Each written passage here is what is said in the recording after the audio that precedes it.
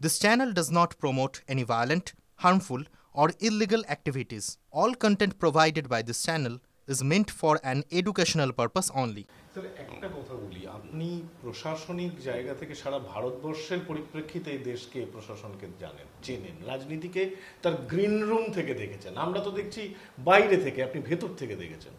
এই যে বিজেপি বিরোধিতার যে আবহ সারা দেশেই কম বেশি আছে, তো এ রাজ্যে যে পজিশনে অন্য বিজেপি বিরোধী শক্তিগুলো রয়েছে, সেক্ষেত্রে দাঁড়িয়ে মমতা বন্দ্যোপাধ্যায়কে পছন্দ হোক না হোক, রাজনৈতিক বিচারে বিজেপি বিরোধিতার জায়গা থেকে তিনি কি সুবিধা পাবেন, বা তিনি সুবিধা নেন, বা তিনি ভয়েসটা রেইজ করেন? এখনো অবধি তাই হয়েছে। তিনি বারবার 3বার ভোট জিতেছেন এই বলেই যে আমি বাংলার রক্ষক, আমি সংস্কৃতিকে ধরে রাখতে পারবো ইত্যাদি ইত্যাদি বলে এইসব মেট্রো স্টেশনের নামগুলো জায়গার নাম না দিয়ে কবির নাম, উদ্ভট কটা জিনিস। মানে বিরাট কবির নামের পরে যদি গড়িয়াটা লিখতো আমাদের সুবিধা হতো। তা তিনি কত কবি চেনেন, কত কবি কত রাজনৈতিক মানে কত মহৎ ব্যক্তি চেনেন, তার তো আমাদের কোনো দরকার ছিল না এসব এত জানার। প্রশ্নটা হচ্ছে তিনি এটা একটা বাইনারি খেলা চলছে, মানে তুমি একটা বল মারো নেটের উপর দিয়ে, আমি একটা বল মারো নেটের উপর দিয়ে। এর পেছনে অনেকে বলে যে বিজেপি মনস্থির করেই ফেলেছে যে এখানে তৃণমূলকে হাঁটাতে পারবে না। তৃণমূল থাকলে ওদের সুবিধে যে তৃণমূল তো সবসময় একলা চলরে পলিসি করে আসছে। এই যে ভাইস প্রেসিডেন্ট ভোটে তারা দিল না, অনেক জায়গায় ইন্ডিয়ার সাথে যায়নি। তো তৃণমূল থাকলে তাদের সুবিধা হবে যে ইন্ডিয়া জোটটাকে ভাঙতে পারবে। এটা একটা কথা চলে যে এদের মধ্যে একটা আন্ডারস্ট্যান্ডিং সেটিং হয়ে গেছে। এগুলো কতখানি সত্য মিথ্যা আমি জানি না, কিন্তু এই দুজনে মিলে এমনভাবে একটা অ্যাক্টিং করছে যে ভারতবর্ষে বা বাংলাদেশে তৃতীয় আর কেউ নেই, তৃতীয় শিক্ষিত ডাক্তার ইঞ্জিনিয়ার কেউ নেই যারা বাংলার হয়ে চিন্তা করছে। হিন্দু মুসলমান কেউ নেই, তারা হয়ে চিন্তা করছে। আমার মনে হয় এই ভোটে কিন্তু স্বাধীন চিন্তাধারার লোকেদের বেরিয়ে আসতে হবে, বেরিয়ে এসে তাদের দাঁড়াতে হবে, ঝুঁকি নিয়ে দাঁড়াতে। হ্যাঁ, তৃতীয় বিকল্পের কথা বলছেন? সেটা তৃতীয় বিকল্প তো 2বার 3বার করে দেখা গেল টিকলো না কোনো কারণে। তৃতীয় বিকল্প হোক বা চতুর্থ বিকল্প হোক, যে কোনো বিকল্প হোক, অনেক লোকের বেরিয়ে এসে তাদের ঝুঁকি নিয়ে দাঁড়াতে হবে, ঝুঁকি নিয়ে দাঁড়াতে হবে। সে একজন যদি পাড়ার নামকরা ডাক্তার থাকেন, তিনি দাঁড়ান, আর তার একটা ঐতিহাসিক রেকর্ড আছে, মানে ইতিহাসে, আমার মনে হয় লোক ওদিকে ভোট দিলেও দিত। দুই দল নির্ভরতা ছেড়ে বেরো, দুই দল চুকলির খেলা, একেবারে স্ট্রেট বলে দিলাম। দুই দলে একটা তাদের মধ্যে একটা চুক্তিবদ্ধ খেলা চলছে, চুক্তিবদ্ধ বাইনারি তৈরি চলছে, খেলা চলছে। নাহলে এতগুলো কেস হলো, কোন কেসে কে ধরা পড়েছে, কোন কেসে কে ধরা পড়েছে?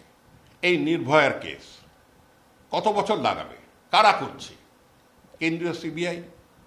কেন্দ্রীয় সিবিআই যখন চায় তখন তো অরবিন্দ কেজরিওয়ালকে তারা 3 দিনের মাথায় তুলে জেলে পুরে দেয়। একটা পুরো ক্যাবিনেটকে ধ্বংস করে দিল দিল্লিতে বসে, যদি চায়। তার মানে এখানে চাইছে না। এখানে কেন চাইছে না? এগুলো সব চিন্তা করতে হবে। তারপরে চিন্তাশীল লোক চিন্তা করুক না। এখানে একটা ওই যা আমি বলছি টেনিস খেলা রেডি হয়ে গেছে। আর টেনিস দুজন খেলতে পারে, তাতে দুজনের লাভ। যারা এদিক করছে তারা অনেক টাকা পাবে, টাকার অর্ধেক খরচ করবে, যা হয় রাজনীতিতে আমি দেখলাম তো চোখের সামনে। অর্ধেক খরচ করবে, অর্ধেক কোথায় যাবে কে জানে।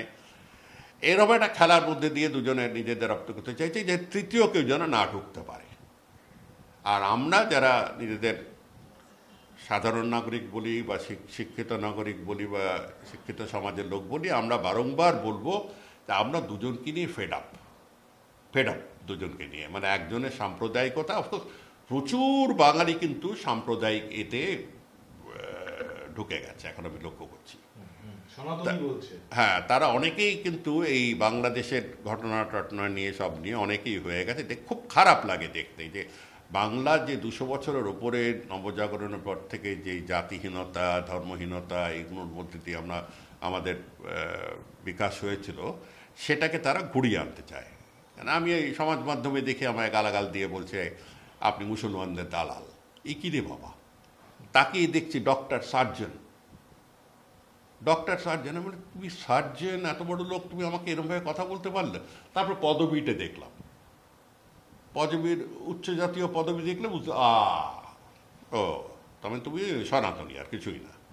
তো এই যে বিষ ছড়াচ্ছে চারিদিকে, এটাও যেরকম ভয়ঙ্কর, ওদিকে যে তোলাবাজির একটা ইন্ডাস্ট্রিতে দাঁড়িয়ে গেছে, বাংলার টপমোস্ট ইন্ডাস্ট্রি তোলাবাজি দাঁড়িয়ে গেছে, সেটাও তো বন্ধ করতে হবে। আরেকটা কথা হচ্ছে যে বাংলার বিভিন্ন জায়গায় গিয়ে দেখা যাচ্ছে যে বাংলা থেকে যে নথিপত্র দেখানো হচ্ছে, সেই বাইরের রাজ্যে হেনস্থার মুখে পড়ছে, বাংলার নথিকে বিশ্বাস করছে না। বাংলায় বর্তমান সরকার তারা বলেন যে বাংলা তাদের গর্ব, বাংলার অস্মিতা নিয়ে কথা বলেন, কিন্তু এখান থেকে সত্যিই যেটা বিভিন্ন রিপোর্টগুলো আসছে যে বাংলা থেকে বিভিন্ন যে নথি, সেই নথিগুলোতে বিশ্বাস করছে না অন্য রাজ্যে। কিছুখানি তো বাংলা বিরোধিতা একটা সর্বভারতীয় স্তরে নিয়ে গেছে, কেন মোদির মতন বাংলা বিদ্বেষী আমি খুব কম দেখেছি। আমার 73 থেকে 74 হতে চলল, 16-17 বছর থেকে আমি রাজনীতি বুঝি, ছাত্র আন্দোলন থেকে বড় হয়েছি। আমি দেখেছি একসময় রাজীব গান্ধীও কলকাতার ব্যাপারে অনেক উল্টোপাল্টো কথা বলতেন, ইন্দিরা গান্ধী তো বাংলার শান্তিনিকেতন প্রেমেই ছিলেন, জওহরলালও ছিলেন, অটল বিহারী বাংলাকে খুব ভালোবাসতেন, আমি জানি। কিন্তু এই যে বাংলা বিদ্বেষী যে গোষ্ঠীটি, তাদেরকে খুশি করার জন্যে অন্যান্য রাজ্যের ওই দলের যারা আছেন, তারা এই বাংলা বিদ্বেষটাকে মোটামুটি একটা জাতীয় নীতিতে নিয়ে পরিণত করছে। শেষ করে দেওয়া যাক, এই মৌকা পেয়েছি, শেষ করে দেওয়া যাক। এই যে স্যার বাংলা বিদ্বেষের কথা বললেন আপনি, আমার এটাই দিয়ে শেষ করব বিষয়টা, যে এমন একটা সিচুয়েশন বাংলার রাজনীতিতে হয়ে আছে, ধরুন বিজেপি বিরোধী যে শক্তি, একদিকে শাসক দল আর একদিকে শাসক দল নয় এমন অনেক দল যারা বিজেপি বিরোধী। এবার হচ্ছে গিয়ে ঘটনাটা, যখনই বিজেপি বিরোধিতার প্রশ্ন আসছে, মানে অবিজেপি দলগুলোর মধ্যে ভোট ভাগ হয়ে সেই তো বিজেপি সুবিধা পাওয়ার জায়গায় চলে যাচ্ছে, কিংবা তার বদলে গোটাটা পোলারাইজ করছে রাজ্যের শাসক দলের বিরুদ্ধে পক্ষে। ফলে একটা কিন্তু এই দুই দল নির্ভরতা একটা চলছে ভোটে। যারা 14ই অগাস্ট 2024-এ রাস্তায় নেমেছে, তারা হলো বাংলার আসল আওয়াজ। বাংলার বাঁধ ভেঙে গেলে কি হতে পারে তারা দেখিয়ে দিয়েছে এক রাত্রেতে, এবং পরবর্তীকালে মাস কয়েক দিনে টেনেছে। প্রতিদিন প্রতিবাদ, হ্যাঁ, রিক্সাওয়ালারাও প্রতিবাদে নেমেছিল। মনে রাখবে যে তলায় তলায় একটা বিশাল বিক্ষোভ আছে মমতা ব্যানার্জির বিরুদ্ধে এবং তার শাসনের বিরুদ্ধে। আবার এরা অনেকে যদি মানে কি বলবো, ক্ষুব্ধ হয়ে বিজেপির দিকে ভোট দেয়, খুবই দুঃখজনক হবে। কেন এইসব এগুলো শুনতেও খারাপ লাগে, কেন আমি চাই না আমার সংস্কৃতি বা আমার এই দেশে জাতিবাদ, নারী বিদ্বেষ, নারী দমন ইত্যাদি ইত্যাদি চলে আসুক। যারা বলছে তারা বোধহয় 1 মিনিটের জন্য চিন্তা করছে না যে অন্যান্য রাজ্যে তাদের কি অবস্থা হচ্ছে। আকলাখ, যাকে মোহাম্মদ আকলাখ, যাকে এক টুকরো মাংস পেয়েছিল বলে তাকে পিটিয়ে খুন করা হয়েছিল 10 বছর আগে, তার কেস উইথড্র করার জন্যে মোদী সরকার না, আমাদের যোগী সরকার দিয়ে দিয়েছে। এদের মধ্যে রক্তে বিদ্বেষ আছে। বিদ্বেষ দিয়ে রাষ্ট্র করা যায় না, রাজ্য করা যায় না। বিদ্বেষ দিয়ে লোক খেপিয়ে ভোট পাওয়া যায়, এরকম করে হয় না।